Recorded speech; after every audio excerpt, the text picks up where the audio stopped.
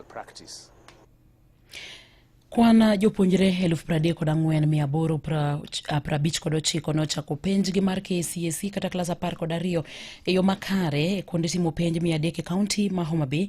Jopuonjre 18,128 kuomgi gin yawuoyi ka 16,716 gin jopuonjre manyiri.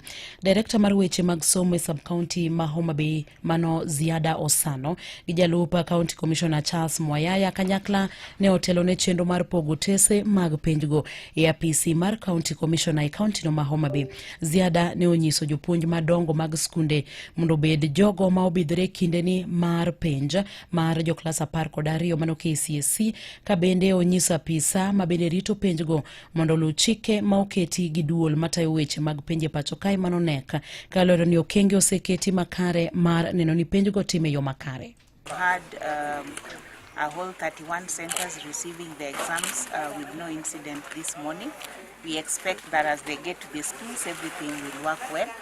We have been able to register and prepare through the year to the culmination of today as they begin a total number of 3,993 candidates who are sitting their KCSE exams beginning today. And we expect that all will be well with them. We actually want to wish them success even as they leave the container to their various centers. With me here is my colleague from the Teacher Service Commission, whom we have worked in great collaboration.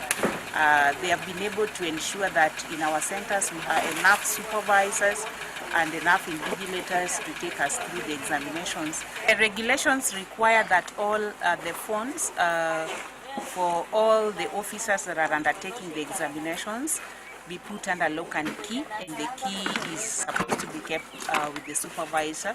We expect that all of us who are in the exercise will uphold that.